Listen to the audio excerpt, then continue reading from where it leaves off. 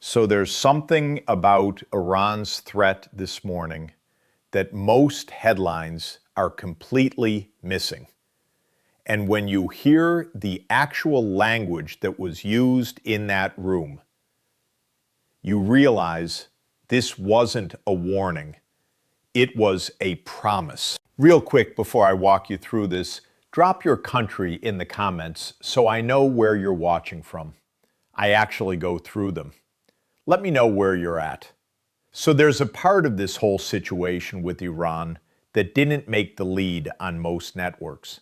And I want to explain it to you because what actually happened in that briefing yesterday is way more specific than what you probably heard. Let me back up. Thursday morning, an Iranian military spokesperson steps up to a microphone. His name is Ebrahim Zolfaghari. Now, if you've never heard that name before, you're not alone. He's not the big face of Iran's regime. He's not the foreign minister. He's not the supreme leader. But the words that came out of his mouth, they're the kind of words that start clocks ticking. He said that if President Trump hits Iranian infrastructure, bridges, power plants, the stuff that keeps a modern country running, Iran will respond by destroying what he called all infrastructure throughout the region. Now ask yourself, what does that mean? Because here's where it gets specific. He didn't say, we will respond. He didn't say, we will defend ourselves. He said the response would not be merely proportionate. It would be superior. Superior. That is a very particular word for a military official to use. He's telling you openly that they're not going to match whatever the U.S. does. They're going to go further. They're going to escalate past whatever line the U.S. draws. He said the region's infrastructure would be crushed in a way that no trace of it would remain. Let that sit for a second. No trace. Now, if you're like me, the first thing you want to know is what exactly did Trump say to provoke this? And that's where the timeline gets important. Because Trump didn't just wake up on Thursday and decide to threaten Iran. This has been building. He's been warning for weeks that the U.S. would strike bridges and power plants in Iran next week, unless they come back to the negotiating table. Next week. That means the window is closing. And Iran just told the entire world what they're going to do if that window slams shut. But here's the detail almost every outlet skipped over. Zolfaghari said something else. He talked about the region's infrastructure. Not Iran's infrastructure, the region's. That means he's not just talking about defending Iran's soil. He's talking about hitting assets in neighboring countries. Oil fields, shipping lanes, desalination plants, the things that keep the entire Persian Gulf functioning. And you have to ask yourself, what happens if those things stop working?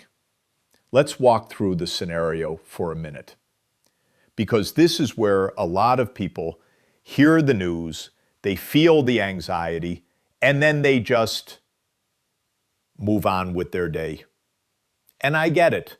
We've been hearing about Iran and U.S. tensions for decades. It's background noise at this point. But this is different. And I don't say that lightly. Think about the leverage here.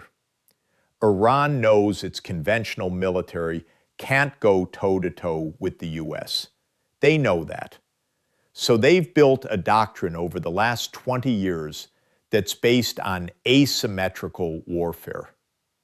They don't try to beat the U.S. Navy. They try to make the U.S. Navy's presence so costly, so painful, that the American public loses its stomach for the fight.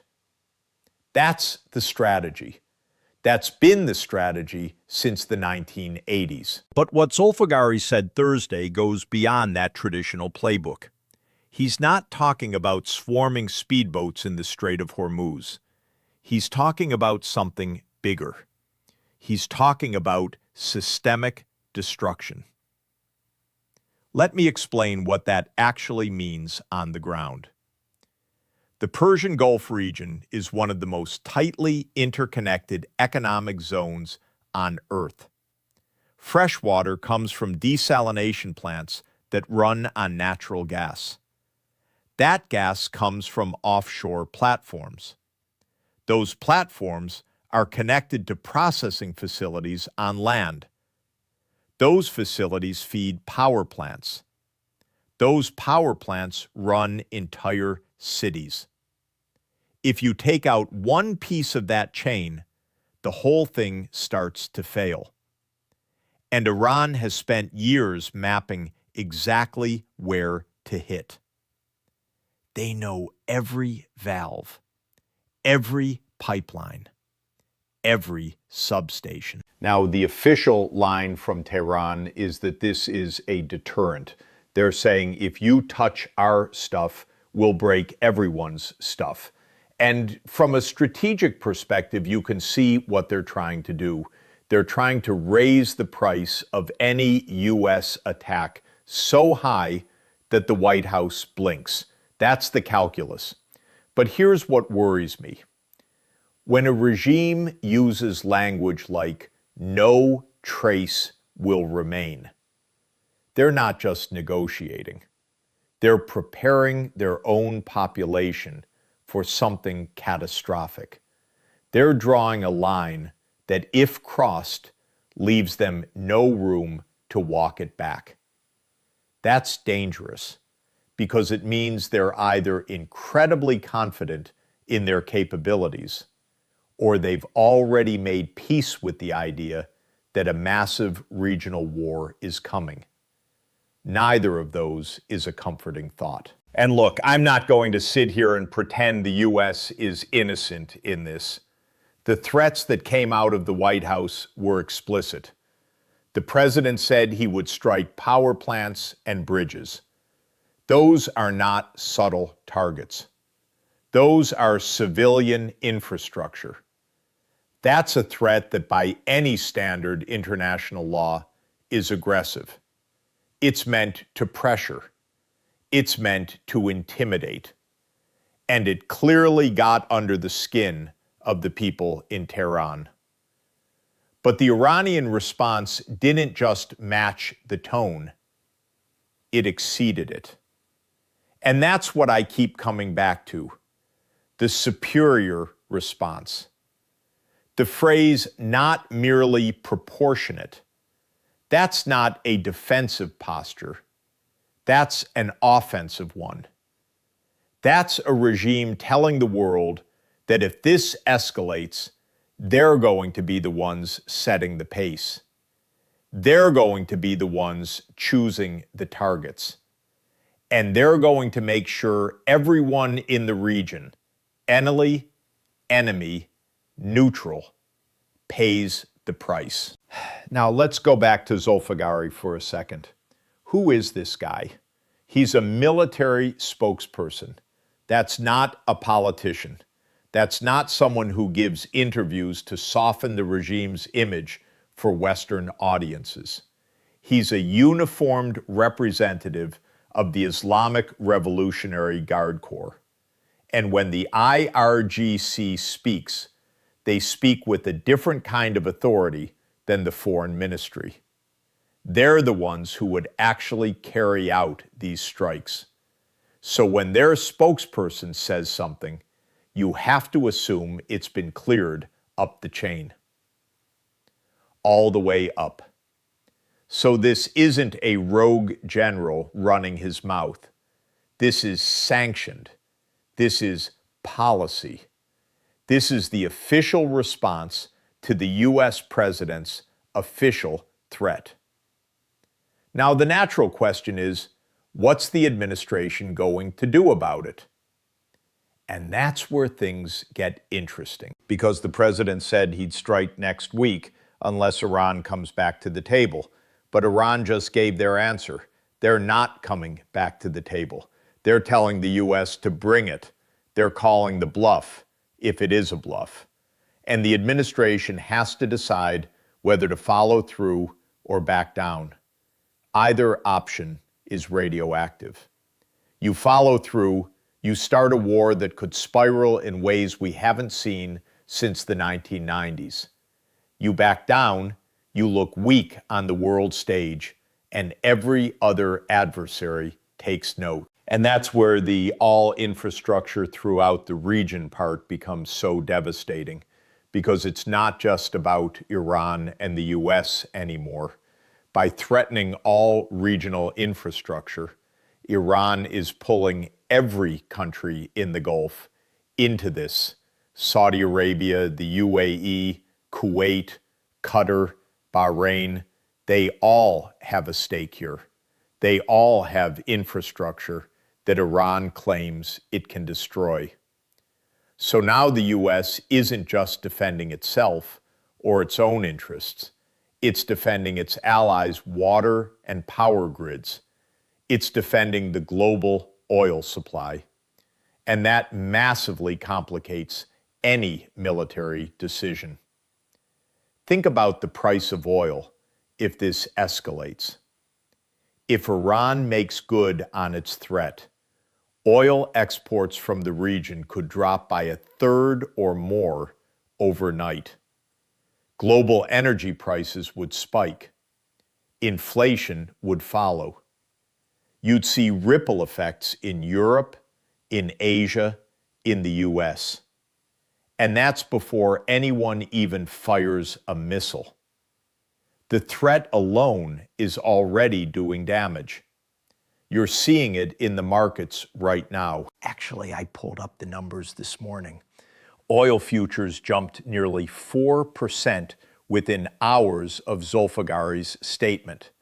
That's billions of dollars moving on just words.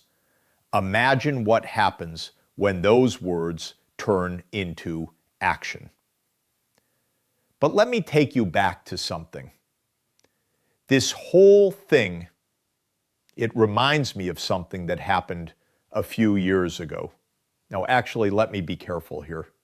I don't want to overstate the comparison, but the pattern is similar. You have a U.S. administration drawing red lines. You have an adversary that refuses to accept them. You have threats escalating on both sides. And you have the world sort of watching, hoping someone blinks before things get ugly. The difference this time is the specificity. The U.S. said power plants and bridges. Iran said all infrastructure throughout the region. One is a threat. The other is a plan. And that distinction matters. Now, if you've been watching this channel for a while, you know I don't do panic. That's not what this is. But I do think we need to take this seriously. Because what Iran is saying isn't just rhetoric. It's a strategy. It's a playbook. They're telling the U.S. exactly what they'll do so that there's no ambiguity. So that when the U.S. makes its decision, it has to factor in the worst case scenario. And honestly, that's smart for them. It's ugly, but it's smart. They're trying to make the cost of war so visible, so tangible, that the American public and the American president decide it's not worth it. That's the goal.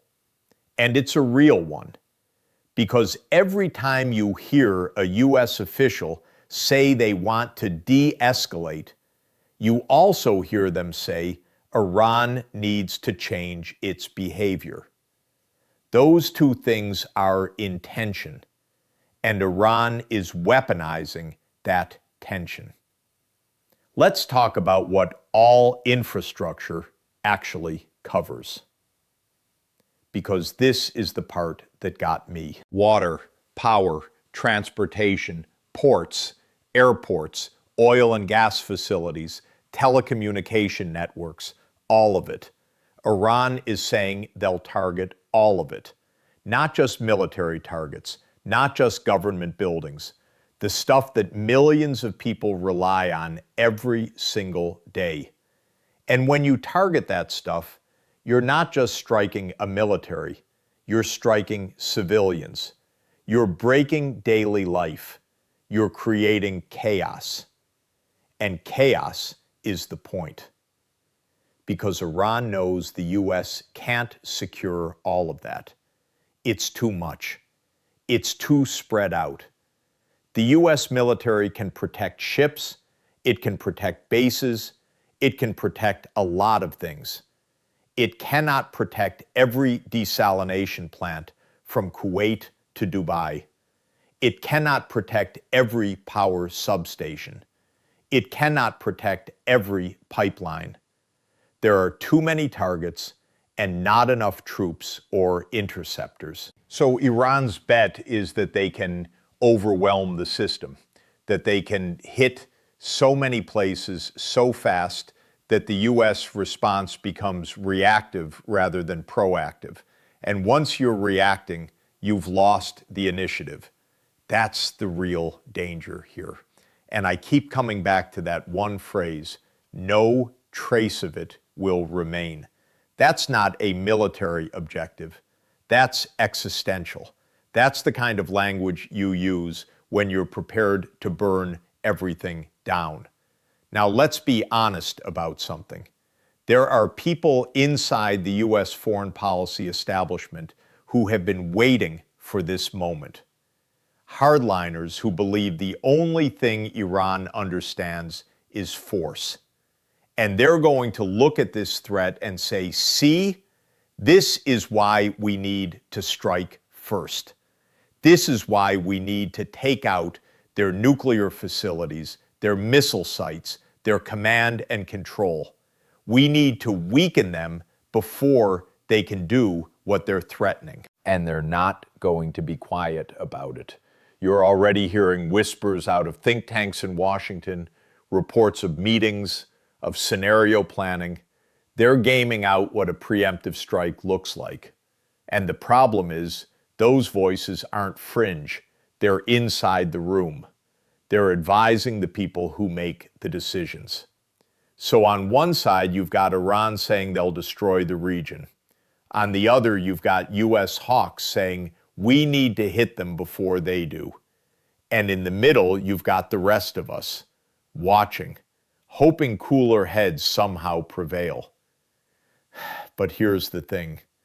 I'm not sure cooler heads are in charge anymore. Both sides have invested too much. Both sides have talked too big. Both sides have backed themselves into corners where backing down looks like surrender. And that's the part that keeps me up at night.